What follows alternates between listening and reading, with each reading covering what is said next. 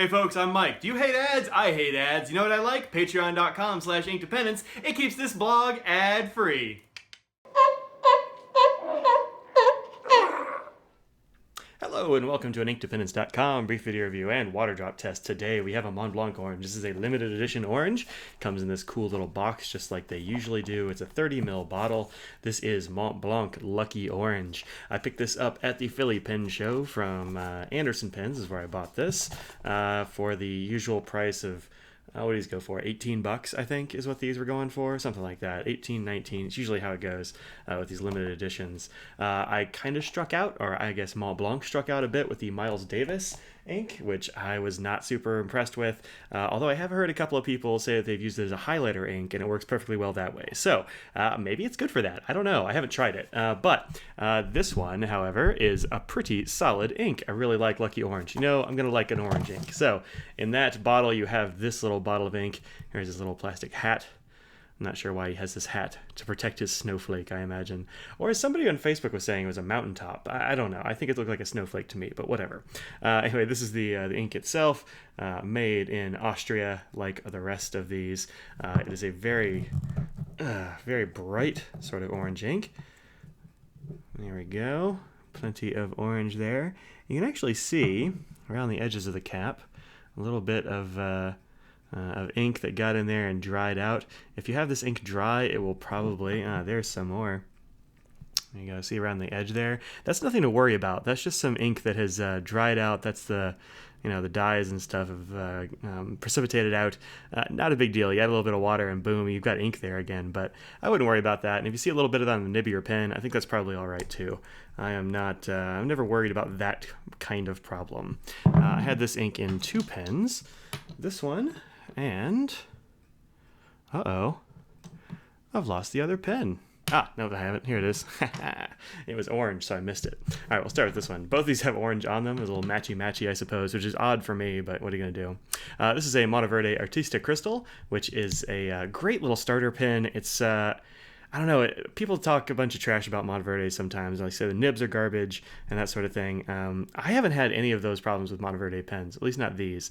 These little guys you can get for between like 20 and 30 bucks usually. Sometimes you can get a little bit cheaper. They have a clear feed, which is totally neat. Check that out. And you can see the orange in there. And the nibs on these are great. And they're a great form factor, I think. They do have a metal section, which is kind of unfortunate. But if you hold it a little bit high, because it's a little bit slippery, it's a little cone-shaped. If you hold it up here, it's perfectly fine. I've gotten these for friends as starter pens, and every one of them has enjoyed it. So check out the Artista Crystal. You can find them pretty cheap sometimes. The other one, and this is very much the other end of the spectrum, this is a Franklin Christoph Panther 40. You're not going to see this one around. This is actually one of the very first Panther 40s. I got it quite a long time ago, well before Audrey had anything to do with Franklin Christoph. But look at that material in the light. It's great. It's got orange banding. So there you go. All right. And then this has a broad stub nib. So in this one, you've got a medium nib because that's the only thing it comes in, I believe, is medium. And then this one is a broad stub. So two very different nibs. I have had a little bit of a problem with this ink hard starting in my pens. It tends to kind of dry up in the nib a little bit, and it gives me some problems starting. But once you get it going again, it's perfectly fine. This is the smear that you saw at the very beginning of the video. Came out very nicely, I think. Really beautiful. You got a good amount of shading on here, I guess, when you put it on something like this, or when you use it on rhodia paper with a big broad nib. See, there you go. You can see some of the shading in there. But otherwise, not a whole lot. You're not going to see a lot of shading. It's got some, but it's also fairly saturated, as you saw from the ink, kind of condensating in the threads. But, pretty saturated ink. So if you're into that sort of thing, this is a good orange for you. It reminds me a lot of some of these other oranges that are great that I love.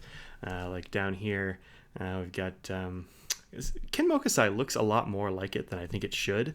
I don't know. I wasn't expecting it to look that much like it. Ken Mokusai has a lot more shading to it, and it's lighter, but you can see a lot of that Montblanc.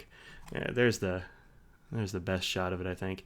Kind of the difference between the two, saturated and undersaturated, which gives you more shading. And then Mandarin Orange, not even close to it. Franklin Christoph Ink 17, far darker.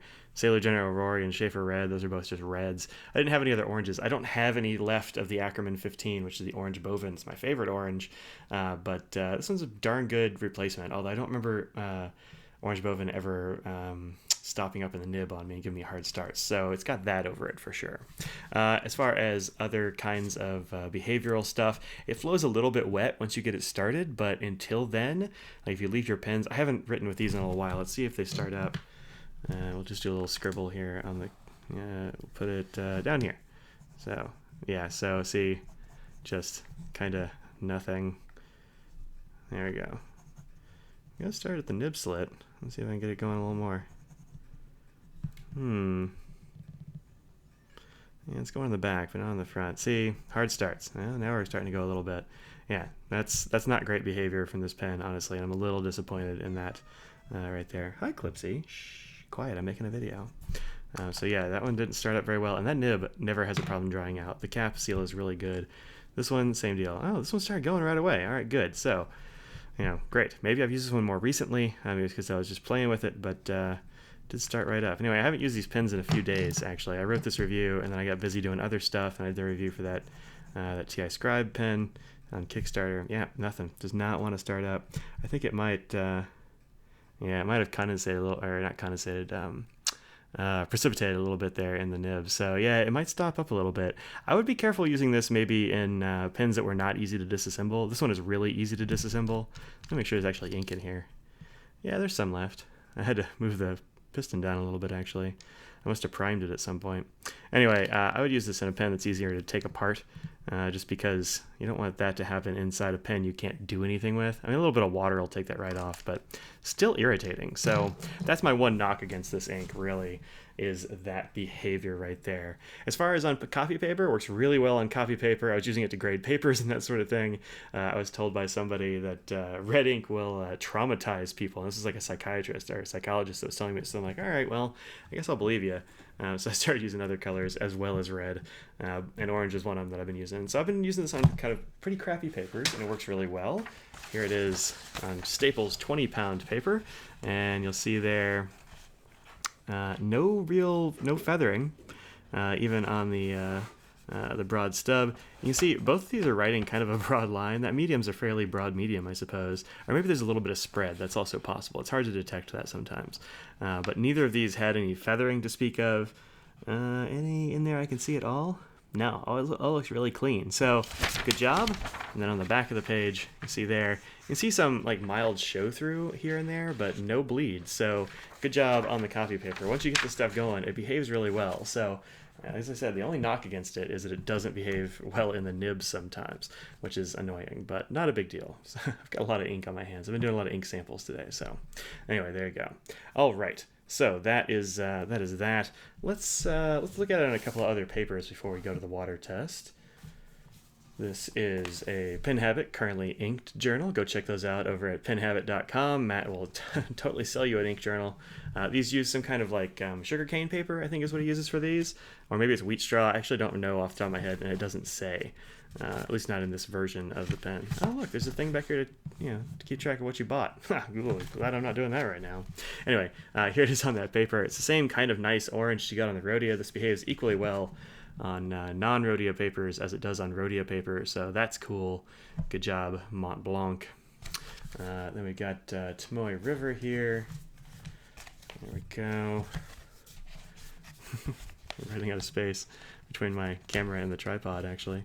And there we go. So it looks really good on here as well. You get a lot more shading here than you do on the other papers, just because it's Tomoe River, and that's what it's good for, or best for, I suppose. You can see a couple of other things I've done here recently. I've got a little blue suede. I'm kind of psyched about that. Haven't had blue suede in a while. Anyway, there you go. All right, so there's how it looks on some other papers, just as orange as it does elsewhere. Look at all that orange on my thumb. It's crazy, right? Let's put a little orange. Let's put a little water on my thumb. See what happens. I bet it's just gonna wash away because. Uh-oh. This big syringe sometimes gives me problems. Whoa. Yeah, look at all that orange. Yeah. Cool. All right, well, that was fun, but also kind of messy. Probably a bad idea. But, whatever. It's an experiment. It's for science. It's everywhere. All right, well, anyway, I'm going to have orange fingers for a while. That's the way it's going to go. All right, let's do our water test here right quick. All right, so here we go. Let's get our syringe again. Get a little bit on the words, because why not? All right, there we go. You can see lots of orange coming away there. Not even close to being water resistant, I don't think. So that's not super, but you never really expect an orange ink to be water resistant. I don't know of any water resistant oranges. If you do, please let me know. That would be cool. All right, so I'll blot this away. I'll find a blank spot here. It sounds like I'm being quiet. It's because Audrey's taking a nap, so I am trying to not be the loudest dude around while I make this video. All right, I've gotten it everywhere. Yep, well, that's the theme of today, is getting ink everywhere. All right, so tons of it came off, lots of orange coming away there, and not much staying in terms of the little Mr. Nose hair. Get out of there. Not much staying in terms of the lines or the words. So yes, keep water well away from this ink. It is just not great with that. All right, so take a look at the chromatography here for a few seconds as it runs. And here we go. This is what you end up with. It's kind of a very nice little clean chromatography, actually. Somebody gave me the hint of using salt water in chromatography. I haven't tried that yet, but if that was you that gave me that suggestion, I'm going to give that a shot. I just haven't had time to to see how that works and what the best way to do that for my purposes is. So anyway, this is just regular water out of my little inkwell guy there. You just have, nothing left down here at the bottom, really. It all moved. And you have this band up here. It didn't move terribly far, though, which is interesting. I guess maybe the dyes or whatever in the water or in the ink are pretty heavy, because this is not great performance. It's kind of the worst I've seen in a while from an ink. I got a little bit of black on there too from something, probably this nonsense on my fingers, but that was not in the ink. That's separate. So anyway, all right. So let's back right back out. And this has been Montblanc's Lucky Orange. Lucky Orange is available wherever you find Montblanc inks. I usually find them at like Anderson Pens because they're my favorite store online.